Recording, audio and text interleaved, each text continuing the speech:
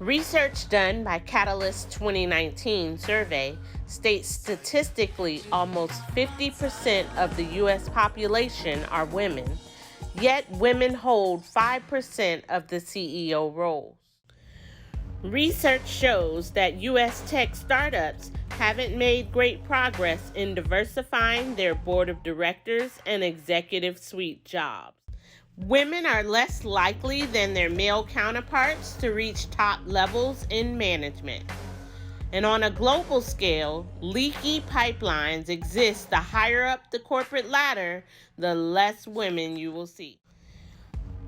By the numbers, globally, executives come at 23%, senior management 29%, managers 37%, professionals 42%, and support staff is 47%.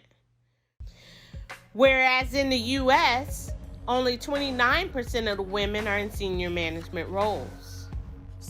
Looking at the women of color by the numbers, Latinas fall at 4.3%, Black women at 4.0%, and Asian women are 2.5%. Bottom line, 1 in 5 C-suite executives are women. There is room for improvement. My call to action is to activate, ignite, and motivate underrepresented women leaders. Just remember, you attract what you are, not what you want. And if you want great, be great. Hello, welcome to CyberBytzs Talk. We are featuring a video series on building the next generation women leaders. My name is Marche Bryan-Amoser, and I'm a software engineer for USAA. Currently, I'm pursuing a PhD in cyber operations from Dakota State University. I have over 20 years in the IT operations and cyber fields. I am the mother of 3 beautiful children and 1 awesome stepdaughter. I volunteer in the community as a cyber ambassador, speaker, equity and diversity advocate, and my passion is the empowerment of underrepresented groups in the STEM leadership pipelines. Today, we have a guest speaker here today. Her name is Jykala Ward, and she is joining us from St. Petersburg, Florida. Jykala Ward, her career is a healthcare administration. She has worked in various medical positions over the past 15 years. Currently, she works in VA healthcare system as a lead medical support assistant, specifically working in the community care department, where she provides mobile medical services to veterans in the Tampa Bay community if they cannot receive care at the nearest VA facility in a timely manner. Jykala's educational background consists of an undergraduate degree in healthcare services administration. And presently, she's pursuing her graduate degree in healthcare and business administration. Prior to her transition into healthcare, for 6 years, she worked as a preschool assistant director and teacher, and she's received many child care certifications and has an associate's degree in early childhood development. In her spare time, Jykala enjoys watching movies, online shopping, listening to all types of music, and spending time with her family and close friends. Please help me welcome Jykala and thank her for taking the time out of her weekend to speak. Look, can you tell me what sparked your interest in the medical industry? My interest in the medical industry is that I've always felt like it was an interesting career path to go through. And the fact that I have several family members that have medical background also plays a part, as well as having compassion and care for people lives. Like, I feel like if you're going to be in a healthcare position, you have to definitely have that compassion, be compassionate and caring, and not necessarily look at it, oh, I'm going to make good money from it. So that was my a few of my reasons, and also working in the healthcare industry, it allows you to have longevity in that field because there's always going to be need for healthcare. Definitely, healthcare workers are important in this day and Mhm. age, especially with COVID coming on the scene. And, Yes. so can you tell me how has that impacted you in your career? I know you work with veterans. Do you see any changes with COVID in your position? Absolutely. So with me working at the VA, and I work in the community care department, where if a veteran can't receive uh, medical services at that facility, they send it to our department. So with being a community care employee, we're going out into the community to schedule veterans for appointments. So COVID has affected us, especially my department, tremendously because our community care providers are, had to go through the whole shutdown with seeing patients face to face. Some facilities are providing telehealth services, but at the same time, some of our older veterans are not technology savvy. So they will opt out of doing that and just rather wait um, until the offices open up again. So just depending on the severity of their care, we had to make some arrangements for them to make sure that during this pandemic that your care, the veterans care is still being taken care of correctly and in a timely manner. Oh, well, thank you for that, Jykala. We do need that. And I know we have a huge veteran force that's there that needs to be taken care of while this is happening. Yes. Um, what would you say, who inspired you? Who are your mentors? So I have a few mentor. I actually currently have one right now. Her name is Dr. Linda Jameson. She's an educator. She is my mentor as we speak while I'm going through my graduate program. She actually, she used to work with me in my department. She just transitioned to another department not long ago. But while we worked together, I just was impressed on how she managed things. Her position was our community care lead. She was our community care liaison between our community providers and CEOs and the VA. So what she would do is try to, because we have a third party system, billing system. So what she would do, she's the middle person of trying to connect the community providers with the VA and get the billing situation together and contracts together so that we have a relationship to get our veterans care um, taken care of. So I enjoyed talking to her. I've learned a lot from her. She's taught me how to be more organized. Um, Also taught me to, some things are not always, some issues I should say that we run into are not, you have to prioritize your issues if there's a bunch of them. So she's taught me how to manage that and to get through my day. So when I decided to go to start my graduate program, I asked her to be my mentor, and she's was very happy about that. And so while I'm in my program, she's um, constantly checking up on me. She reviews my work. She's like the big sister that I never had. So she's helped me get um, through these challenging times with being a full-time employee and a part-time student. Well, wonderful. I'm glad that you're able to pursue your career and educational aspirations, and having a mentor seems like it played a really good role for you. Yes. Mm.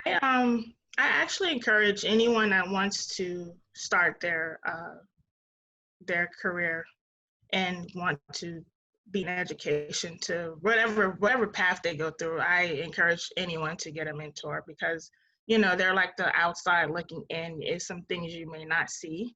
So it helps, that person helps you stay on track, or even if you just wanted to vent because you're having a stressful moment at that time, they're that listening ear. So I encourage anyone to have that person, even a support team, whether it's your family or a close friend, just have someone there to get you through those challenges until you finish. Some good advice. I do like that. So young women out there, you should look and try to find you some mentors that are especially in the areas that you may want to go, so that they can, lend their knowledge to you and help you achieve your goal. So just like Jykala did. So we do like that. All right, Jykala, what would you say, what skills have you found to be the most important on your job? Definitely in any job I have ever worked in, communication skills is your Bible in surviving in the world and just in the work related fields. If you don't communicate, that means you can't make improvements within your work in your job. It cancels out opportunities of you trying to move up in a position. Networking is very, very important, and that's a plus for me working in the VA because the organization is very large. So I can go, from state to state, city to city, and work in a VA facility. So communicating and networking, taking lead if a job offers leadership courses within the company, I definitely suggest people take that. Just take it, just so that it can help you learn and grow of how companies and organizations process. Excellent. That's the key to being a leader is being able to take those classes and Mhm. take those programs that are offered to you by your job, by the community, by your school. You can take those classes to learn. So really good. Can you tell me what type of technology you would say you would use or encounter in your job? Well, currently in my position, I literally work out of 5 systems. So, um, Okay. so that's what my day is. So, excuse me. So I have a system where the medical records, where we look into the patient's chart. I have to look at, I do chart auditing, so I have to go into our veterans records and see if our schedulers that are making the appointment for our veterans they are using the toolbox correctly, so that the scheduling can start its process. On a billing aspect, I have 2 systems I have to look into if I get a call about, let's just say a veteran received a bill that we were supposed to be responsible for. So I have to look in those 2 systems to see if where the issue started or if the process has never started. So that was 3. So my 4th system is our third-party billing system. So once we get a veteran scheduled with our community care providers, I have to get the authorization created for that veteran to start care. So I have to create the authorization and then upload it in that system, and get it submit to our providers. And my final system is we do electronic faxing. So once I've created the authorization, I also have to get the veterans' medical records so that the providers can see the history and physical of that patient, and send that over to them. So it's several steps I have to go through using these multiple systems. So technology is a big part in my position. So I just always keep my fingers crossed to make sure we don't have an IT issue where where things doesn't the system doesn't shut down on me, because that will bring everything to a halt for me. Oh, yes, I can definitely see that. Yes. So I see multitasking is definitely a skill you need to have to be Absolutely. able to go through all those systems. Mm-hmm. And Yes. with billing, and would I have to be good at math to be able to do that billing system? No, not necessary. No, not at all. I shouldn't even say necessary. No, it's just that we just the system does it for you. It's more of seeing if it's in there and if it's been processed because our providers, including our yeah, we also do emergency care. So they have to let us know that a veteran, let's just say, popped up in the ER because we don't know, it's an emergency. So they have to notify us within 72 hours to let us know that they provide service to veterans so that with that notification, it gets sent to those systems and then we can start the billing process. Sometimes that doesn't happen. And then that's when I get those calls from the veteran saying, hey, why did I get a bill? And I'm like, okay, well, let me find out. I don't know why you got a bill, but let's figure it out together. All right, excellent. So, with COVID these days and all these systems that you have, the software systems, how has that really impacted you in your day-to-day life? Do you still go to work or do you work from home? What has happened for you? So with COVID being present, my department, we are considered essential workers. However, we are an office setting. So we have that capability to work at home. So we have some employees that still like to be in the office because, working from home, you really do have to be disciplined and organized and stay focused. And so, working in the office, at times you can take a little break, go socialize with your coworkers, and then go back. Can't do that at home. So, me personally, I'm a focus driven person. I really don't like the interruptions, so I opt into working from home. Occasionally, I do have to go in because of my position. I do have to go in for some meetings, but majority of our meetings can be through our Skype business or Zoom, whatever, however they want to set it up for that day. So the COVID, it's a. I feel like COVID is a lesson for us to teach you how well you can manage throughout your day for working. Um, so it's you know it's good. Definitely. Yeah, it's like it's good. It It's has its ups and impacted all of us. downs. I can And say. some days, with me working home, some days it does affect me because it's like I have to think about, oh, have I been outside and just to see what's out there in the world?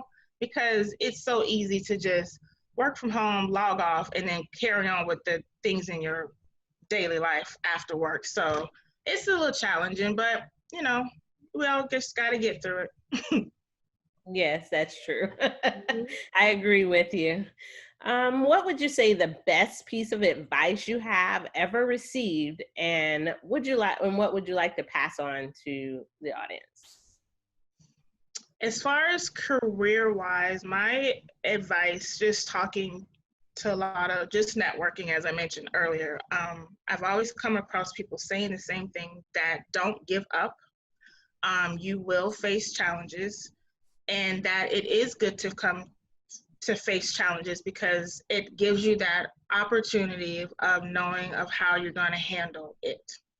Um, a lot of times, to get the easy way out is, oh, let somebody do it for you, or if it's handed to you. Well, that's actually, to me, I believe it's a disadvantage. So I just encourage or give advice to people to just, whatever you're going to face, either if it's work related, just life challenges, just try your best to get through it. Even if you have a higher power, or your religious beliefs, always keep that first. So just don't give up. That's my best advice. And I've learned that myself because I feel like I should have been done with my graduate degree, but I kept kept coming up with all these excuses of, oh, I'll do it later, or this came up. This is, you just have to do it. That's the only way. You just got to push yourself, stay focused, and get through it. Excellent advice. We like that. That advice is really good and key for a lot of students as they move along their educational journey, going into their job, and starting their career. Yep. I would say another question that we have, I believe, came from the audience. Describe a typical work-life balance or day in the life of moment for you in your field. All right. So I do an 8-hour shift. My shift starts at 7:30 and ends at 4. So with my position as a lead, I am responsible for 3 teams, which is a total of, I believe it's 15 people. I'm just rounding off, but I believe it's 15 people. So, and within my 3 teams that I am responsible for, they are all assigned different categories of service. So, like for instance, my team 5 only focus on home health services, and then my team 6 focus on emergencies, emergency care, and long-term care, and then my team 9 focus on dermatology. So, and I actually have a 6th system I forgot to mention. So this system, the 666 system, I have to create assignments for each person on this team. So some days I start before my shift just to get ahead of things. So I create a spreadsheet for each person on that team to work the consults that need to get into our schedule status. So what they have to do is call the veteran and inform the veteran that we received a consult from our main campus because they couldn't get the appointment at the facility, and that they asked for the veteran's preference of where they would like to receive care without in the community. So they have at least, the rule is to at least address, you may not get them scheduled, but at least address 10 to 15 consults a day. So I have to set that up with that category care. I have to give each team member at least 10 to 15. So once I send that out, by 8 o'clock, we have our morning huddles with our supervisor, and we just go over the things that like just housekeeping things and announcements we may hear within our department. Our huddles usually last could be like 15, 20 minutes, and depends on if we have like an open floor issue where we have to discuss. So once that's over, I'm assigned to the high-risk consults. So those high-risk consults are people with cancer. Is really just most people with cancer. So I work on those consults along with my colleagues. There's 3 other colleagues. We work together as a team, getting those consults scheduled in a timely manner. So once I finish that huddle, I take that on. We divide those consults up between the 4 of us. And soon as I finish that, then I go back to my team and I start doing chart auditing. So that's when I have to go into the medical records of the patient and see how they are scheduling, if they're scheduling and selecting the things that's required correctly. So far, I enjoy my team because they are very good. They don't give me problems. I rarely come across an issue where I notice something in the chart, but it's a teachable moment. I believe that. So if I do come across something, I reach out to my employees and we discuss what we can do and how we can not make this error again. So chart auditing usually take 3 to 4 hours of my day because I literally have to go through whatever I've given them for, like if it's 10 consults, I have to check all 10 of their consults. So with that, within 3 teams, I probably looking like at least 45 to 50 consults a day. Somewhere in between, I take a lunch break, if that happens. And then like the rest of the afternoon, I may have to have a leadership meeting with my supervisors and directors, but I usually don't know that until the day of or at that very moment. So I have to stop with what I'm doing and focus on that. And when things and if things slow down, I may assist my team with requesting medical records, because once we get these veterans scheduled, we have to call these facility back to get their medical records so that we can close the veterans care out and move on to the next. So really that is what my day consists of. I'm very busy. So, but I like being busy. It's really good to be busy as long as you know how to manage your schedule. So with that, because I have so many tasks, I definitely use my Outlook calendar and make sure that I put all these things in order. You have to be organized. You have to figure out what's the priority, because you may have a few things that are considered high priority. So you have to sit there and juggle and think about what's, which one is more important than the other, but at least try to get all your tasks done. And if I ever come into a point where I can't complete all my tasks, like I mentioned earlier, communication is important. So I communicate to my supervisor and say, this is where I am with this, just to let them know that I have made the attempt to try to get the task done that they're requiring from me. Very nice. I like that. A lot of stuff that you do that is important about running a hospital and making sure care is taken care of for our population. Definitely. So thank you for that. And then you have an important mission. You support the veterans. So, giving back what they gave for the country, and, we're able to defend the country. And then now we're taking care of them for their health. So great. And that's actually, that is one of my biggest motivation, is that because I'm taking care of veterans that has fought for this country to have the freedom that we need. I always try to keep that in my mind at the front, like regardless of whatever my challenges may be, I'm doing this for a good reason. Because if they didn't do what they were doing as veterans, we wouldn't be where we are today. So I definitely try to keep that at the top of my list for the day. Excellent. That's a great motivator. Wonderful. And our final question that we'll have today is, how can someone who's looking to enter this field prepare themselves to work in a position like yours or in the industry? Well, definitely I suggest you get education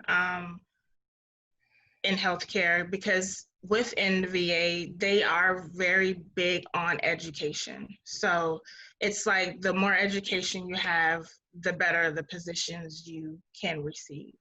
So if you have a student coming out of high school and want to get into the field, I definitely suggest that if they want to do healthcare administration, go right into it. The program isn't long. So once you get that, it would always help you move throughout healthcare. There's so many job opportunities out there that focus on healthcare administration. So I would definitely go to whatever school it is that you prefer to go to, and talk to a counselor, let them get you in the right direction, and whatever it is, whatever position you see yourself later on in life having, then just take that journey until you get there. Okay, excellent. What type of fields, positions that I can get if I took a degree in healthcare administration? So what types of positions? Okay, so you can have this position like myself. It's lead. It's called lead medical support assistant, which also is known as assistant manager. You can be a supervisor. You could potentially one day be a CEO of a healthcare facility, regardless if it's in the at the VA or in a community hospital. You could the healthcare administration focuses on leadership positions. So, and administration, like administrative assistant. I've also, in a previous hospital out in the community, I worked in the risk management department with having my bachelor's in healthcare administration. So it's a lot of opportunities out there. You could even have this degree working, for instance, if you wanted to be a nurse or a respiratory therapist, having a healthcare administration degree is also a good thing, because once you learn your skills for that position, you can roll into a leadership skill of that specialty of care. So it is very, very beneficial to have. Well, thank you for that knowledge. I've learned something today as well. So I like to hear that. Our session today is about building women leaders, and that's definitely a path to definitely get there. So we like that. Well, I want to thank Jykala for joining us today to talk technology in the medical industry, and also to allow us to learn her life challenges and see what steps she took to overcome them. We want to appreciate Jykala's time and dedication to her field and to the veteran population, and also her tenacity to work in one of the most difficult and challenging arenas today, since COVID-19, of course. In addition, Jykala has, do you have any words of wisdom or thoughts you want to share with our guests before we go? I just, like I said earlier, please, whatever paths or decisions you want to go through in life, just make sure you do not give up, and just know that there is the light at the end of the tunnel, and it's there waiting for you to be as successful as you can. So all I will say is just continue to do what you need to do, stay focus driven, and also, because this is something that I am currently still learning myself, also, please never be afraid to ask for help. If you have come to a brick wall and you've tried so many ways to get around that brick wall and it's just not happening for you, please go seek help, because that person may have that route that you couldn't figure out to get you where you need to go and carry on. So that is one of my challenges that I'm working on myself. So.